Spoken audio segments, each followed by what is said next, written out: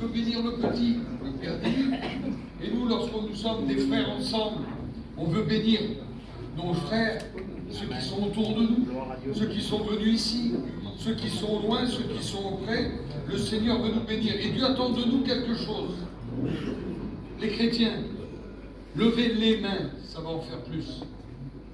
Levez les mains. Les chrétiens, s'il vous plaît, levez les mains. Ah bon, j'ai eu peur. J'ai refait de l'évangélisation.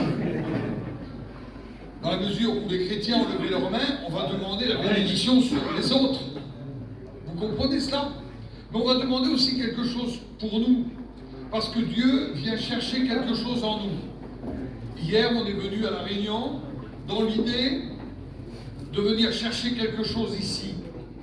Et là, depuis hier, on a écouté quelque chose. On a écouté des bonnes choses qui ont fait du bien à notre cœur. Maintenant, c'est Dieu qui vient chercher quelque chose en vous. Tout dépend de quel fruit tu vas porter. Il y a une parabole dans la Bible, dans la parole du Seigneur, dans l'évangile de Luc, chapitre 13.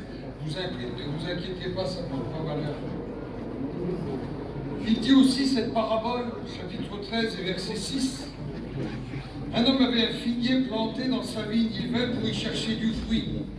Il n'en trouva point, alors il dit au vigneron, voilà 3 ans que je cherche du fruit dans ce figuier, et j'en en trouve point, dit la Bible. Coupe-le. Pourquoi occupe-t-il la terre inutilement? Inutilement, le mot inutile, hier on parlait d'utile. Laisse-le encore cette année, je creuserai autour, c'est ce que dit le vigneron, et j'y mettrai du fumier. Fumier. Peut-être à l'avenir donnera-t-il du fruit, sinon, s'il ne donne pas de fruit, il le coupera. Laisse-le encore un peu. C'est l'idée du Christ. Donne-lui encore une chance. Nous avons le Dieu de 1000 chances, de 100 000 fois 1000 chances. L'arbre occupe une place importante dans la Bible. Les premiers textes de la Bible, les premiers versets de la Bible sont alimentés par des arbres. Le livre de la Genèse, chapitre 2, nous dit que l'arbre et son fruit jouent un rôle important dans la chute de l'homme. C'est en haut d'un arbre qu'on a trouvé celui qui était capable de détourner l'homme de la face de Dieu. C'est d'un arbre qu'est venue cette idée. De Dieu a-t-il réellement dit? L'idée du doute planté dans le cœur de cette femme qui va le mettre dans le cœur de son mari. Et de Genèse 2 à Apocalypse 22, du premier livre, dans les premiers versets, au dernier livre, dans les derniers versets, la Bible nous dit que dans Apocalypse 22, il y avait un arbre de vie produisant 12 fois des fruits, rendant son fruit chaque mois, et dont les feuilles servaient à la guérison des nations. Donc on a bien un arbre qui produit la chute, un autre arbre qui produit la guérison. Avec Dieu, ça se termine toujours bien. Racontez-moi une histoire où ça se termine mal. Avec Dieu, ça se termine toujours bien. Parce que Dieu veut du bien. Parce que Dieu veut que tous les hommes soient sauvés. Certains vont dire, ils répètent toujours la même chose. C'est normal. J'ai un message. Je change les versets, c'est tout. J'ai un message. Je tourne avec un message. La grâce. La grâce. Amen. La grâce. Amen. Je ne peux pas me tromper. Je me demande même pourquoi on m'invite. J'ai un message. Pourquoi vous m'invitez le premier soir? J'en ai assez, moi. La grâce. Qu'est-ce que c'est beau. Avec Josué, il se retrouve sous un chêne. C'est le chêne où Josué dit aux gens, faites ce que vous voulez. Il a monté l'autel au milieu du Jourdain, il monte un autel sous le chêne, il dit faites ce que vous voulez. Choisissez le Dieu de vos pères au-delà du Jourdain, mais une chose qui est sûre, c'est quoi ma maison? Nous servirons l'Éternel. On retrouve un arbre aussi avec l'histoire de Zachée, qui est monté en haut d'un arbre. Il était de petite taille, c'est pas ce qui est important. Il voulait voir Jésus, c'est pas la taille qui compte. C'est l'intention qu'on met dans notre cœur. Il voulait voir Jésus. Certainement, vous avez entendu parler de ce frère qui prêchait l'évangile et qui, dans son élan à l'école biblique, prêchait sur Zachée, sur Bartimée. Et le seul problème, c'est qu'il a mélangé les deux. Mais ça devait être un cascadeur parce qu'il s'est retourné en une seconde, il s'est arrangé. Il a dit, Jésus arrive en bas de l'arbre, il regarde en l'air, il dit, Bartimée, qu'est-ce que tu fous dans l'arbre à Zachée?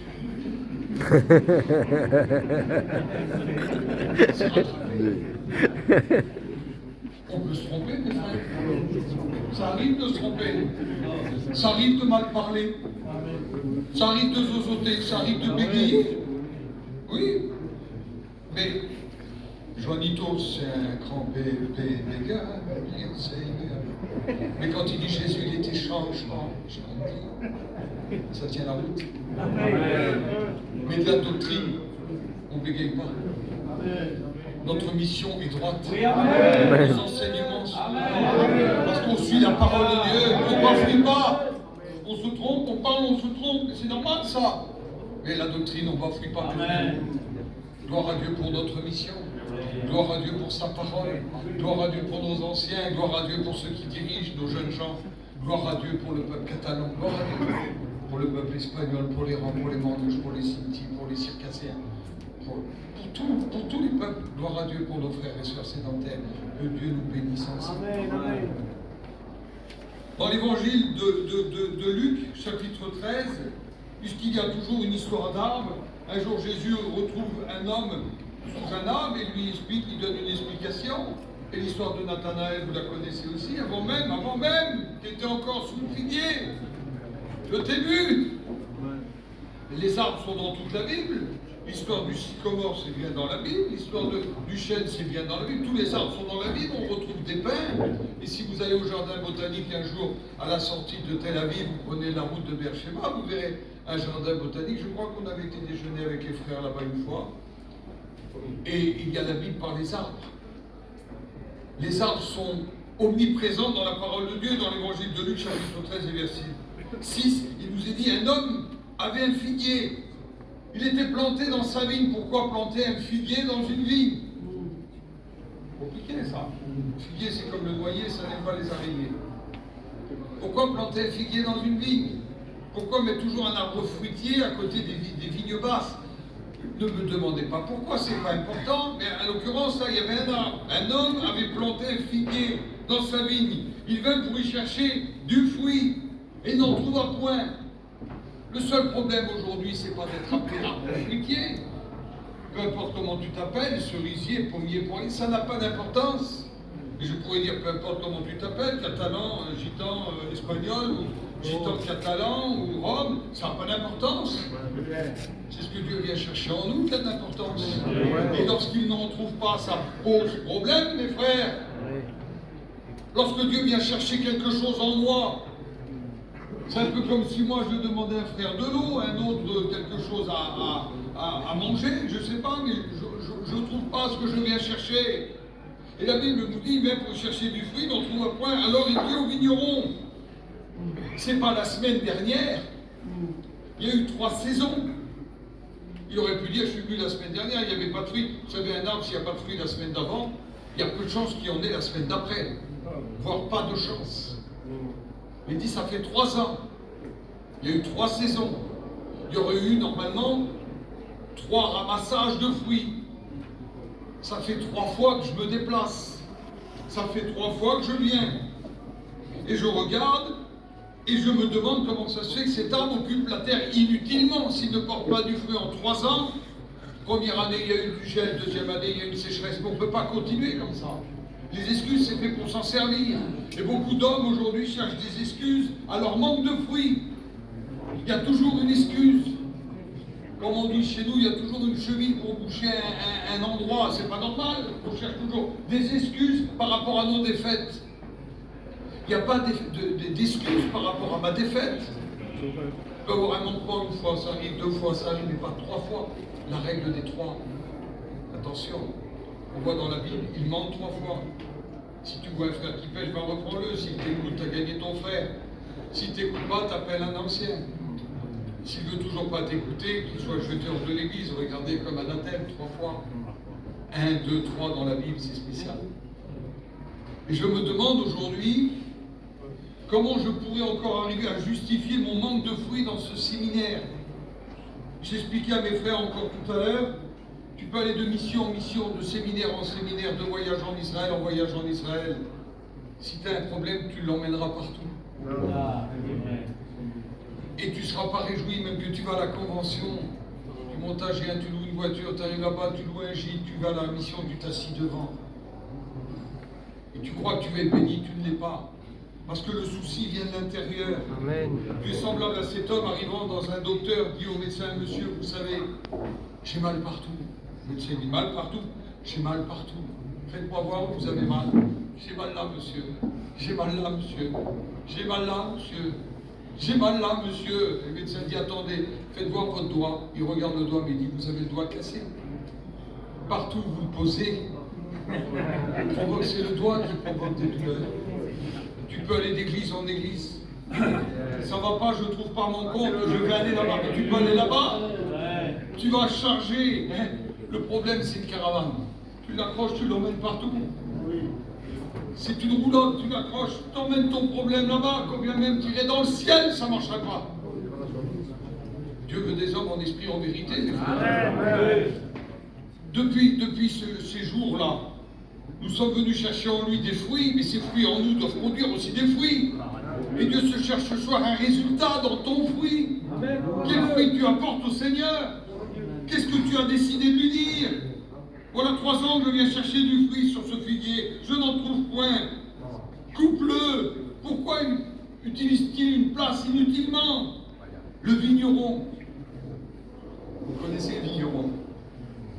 Il cherche toujours des bontés. Il cherche toujours une circonstance. Il cherche toujours à sortir de la détresse. Il trouve toujours des circonstances atténuantes, on va dire. Quel avocat, le vigneron? Alléluia. Quel avocat? Je dis quelque chose, vous ne le répétez pas, du coup, la caméra.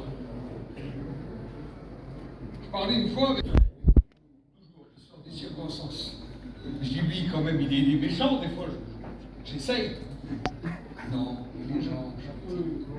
C'est un peu personne. Je dis ton gendre, il est méchant maintenant.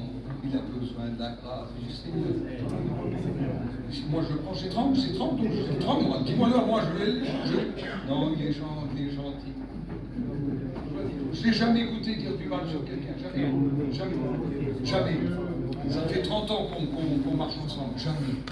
Je trouve toujours, non, il est gentil. C'est le vigneron. Laisse-moi m'en occuper. Je vais prendre chez moi. Je vais aller le voir tous les matins. Je vais creuser autour. Le vigneron, c'est la bonté. L'homme de Dieu, c'est un vigneron. C'est pas un bûcheron. Ne devenons pas des bûcherons, les frères.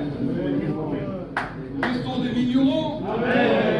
Le vigneron, c'est celui qui prend la hache, qui la met à la racine et qui dit je vais le couper. Le vigneron dit non, laisse-moi le petit peu. Laisse-moi un temps. Voici ce qu'il dit. Le vigneron lui répondit, Seigneur, laisse-le encore cette année. Attends encore la prochaine récolte. Je vais creuser autour. Je vais y mettre du fumier. Peut-être à l'avenir il donnera du fruit. Sinon, tu verras, on le coupera. Mais je suis sûr que l'année d'après, il sera encore revenu. Encore un an. Encore une excuse. Ils vont te trouver. Garde-les. Un moment ou un autre, ils vont te trouver. Et la Bible nous dit qu'ils se laissent trouver par celui qui le cherche. Amen. Ils se laissent trouver. Vous connaissez ce terme d'expression? Ils se laissent trouver. Je demande aux plus vieux parmi nous, les papous. Comment vous dites-vous? Des grands-pères? Jaloux. Hein? Jaloux. Mon Dieu. Je suis pas espagnol, moi. Je suis pas catalan non plus. Mais s'il y a des jailloux au milieu de nous, vous avez déjà joué à cache-cache avec vos petits? Je le fais. Si vous voyez ça, encore maintenant ça va, mais je faisais 150 kilos. Aller cacher un gars de 150 kilos dans un salon grand comme ça. Alors mes enfants ont compté. Papou, cache-toi! Je me cachais, moi. Je me cachais. 1, 2, 8, 7. Ils ne savent pas compter, les enfants. Partez! Et cherchez Papou. Si je veux me cacher dans ma maison, le diable, il ne me trouve pas. Si je veux vraiment me cacher. Je connais le recoin de ma maison. Et les enfants me cherchent. Ils n'arrivent pas à me trouver. Au bout d'un moment, j'ai compassion. Je laisse dépasser ma jambe. Je sors un peu la jambe du placard. Et le petit vient. J'ai trouvé papou, papou, il est content, il appelle ses petites cousines, ses petits cousins, ses petits frères. Venez voir, j'ai trouvé papou. Quelle joie qu'il a le petit. Pourquoi il m'a trouvé? Parce que je me suis laissé trouver. Et quelle joie quand il me trouve. Dieu se laisse trouver par celui qui le cherche. Et lorsque celui qui le cherche le trouve, dans une réunion, dans un séminaire, dans une rencontre de jeunes gens, dans n'importe quel endroit, tu peux trouver Dieu dans un magasin, dans un jardin, dans un bois. Lorsque Dieu se laisse trouver, toi tu es content pour trouver Dieu. Tu as trouvé la solution à ton problème. Tu as trouvé la réponse à ta question. Tu as trouvé l'amour à ta détresse. Tu as trouvé la paix à ton angoisse. Tu as trouvé Dieu dans ta nuit. Tu as trouvé le jour dans ta détresse. Et lorsque tu trouves Dieu, tu es content, toi. Mais si tu savais comment Dieu est content, il est heureux. Tu procures de la joie dans le cœur de Dieu. Il me cherchait, il m'a trouvé. Et quand tu trouves Dieu, tu ne veux plus le lâcher. Un arbre dont Dieu s'attend à trouver du fruit. Dieu s'attend à trouver du fruit dans cet arbre-là. Il vient, quelle déception pour Dieu! Il écarte les feuillages. Il ne trouve pas de fruits. Je vous le dis en ce moment, Dieu est en train de faire son tri. Il éloigne les feuillages. Il cherche un fruit aux arbres. Lorsqu'il n'en trouve pas, je vous promets que la cognée est déjà sur la racine. Parce que Dieu se veut une église pure. Dieu veut une église sainte. Amen. Dieu veut une église qui lui ressemble. Il y en a assez, je le disais hier, je le répète aujourd'hui, il y en a assez des prédications. Je veux un message, parle-moi. Envoie-moi ton message. Lorsqu'on est d'affinité avec quelqu'un, lorsqu'on se connaît bien, on dit même plus appelle-moi. Quand tu arrives ce soir à la maison, tu as 300, 400 km à faire, quand tu arrives faire à la maison, envoie-moi un petit message. Et puis le téléphone, 7-8 heures après, ding, vous regardez, bien arrivé, que Dieu te bénisse. Que c'est bon. Quand on sait que nos bien-aimés ont atteint le but, sont bien arrivés, Et l'Éternel veut nous donner un message. Est-ce que nous sommes prêts à l'écouter? Amen. Le message du fruit, regardons l'absence du fruit ensemble. L'évangile de Matthieu chapitre 3, il nous dit, produisez donc du fruit digne de la repentance. La repentance devient un fruit. Dieu se cherche un fruit au milieu de nous. Le fruit de la repentance, et on a vu cet après-midi, une vingtaine d'hommes ont pu faire cette expérience de repentance, ou cette expérience de retour vers le Seigneur, ou cette expérience d'arriver dans les bras du Seigneur. Qu'est-ce que c'est bon! Vous savez, dans la vie, on est agité. Il n'y a rien de plus bon que les bras du Seigneur. Je vous ai déjà dit qu'un jour, une femme était là avec son petit bébé. Le petit bébé était fort agité dans la réunion, mais il était sur sa mère. Et cette femme pose la question, puisque c'était une réunion de questions. C'est quoi l'action du Saint-Esprit dans une vie? Et ça tombait bien. Elle avait ce petit qui était un petit peu hyperactif là. Je dis, donne-moi le petit là, donne-moi le petit. La femme m'apporte le petit, je le prends et je fais un peu exprès, je le serre comme ça et je le secoue. Il regarde ma figure. Traumatisé l'enfant. Au secours, il pleurait encore plus. Et je parlais à la femme tout doucement, je dis, tu vois, c'est ça l'action.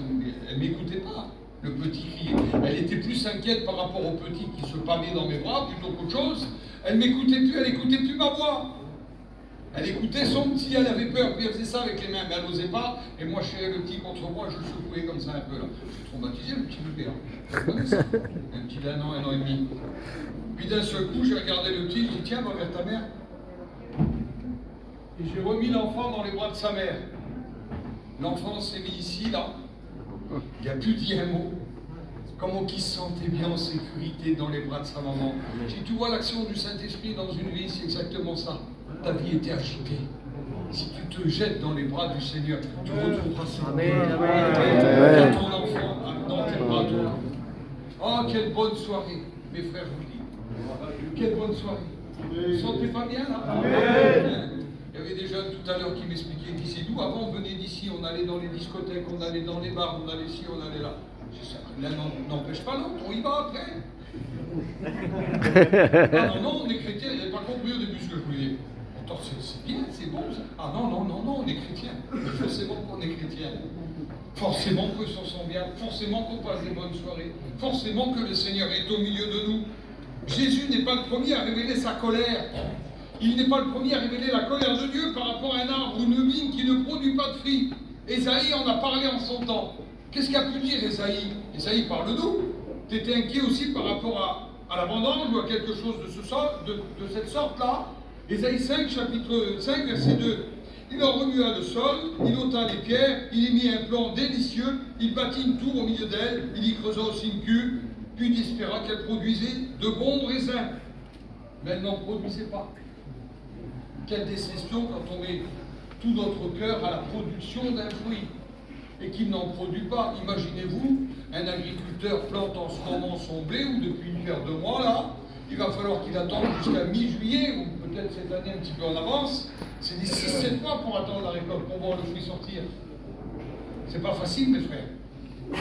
Quel dur métier, producteur de fruits, il faut attendre un an. Là. Il commence à travailler, il coupe les vignes au mois de décembre, et puis il creuse autour, et puis il façonne, et puis il coupe, et puis il rattache les... Enfin, c'est tout un métier, ça. Pour voir du fruit simplement encore 10 mois, 11 mois après. On ne peut pas faire ce qu'on veut, même pour la récolte. Il nous est parlé du blé livré dans la Bible. Encore une idée de récolte. Il dit qu'un homme sortit, planta du blé, mais dans la nuit, un autre vient pour semer aussi. Vous savez, le diable avant, c'était celui qui avait des grandes cornes, qui avait une fourche, et puis qui avait des gros sabots, là, et qui avait des griffes. C'est tout ça aujourd'hui. Quelle finesse. Le diable, c'est pas ça. Le diable, c'est une belle soirée avec une belle table, des fois. Le diable, des fois, il fait 1m70, les yeux bleus et des cheveux blonds jusqu'à là. Maman, c'est beau, elle est belle la nature. Non, il est méchant le diable. T'as pas vu derrière. C'est pas toujours celui qui vient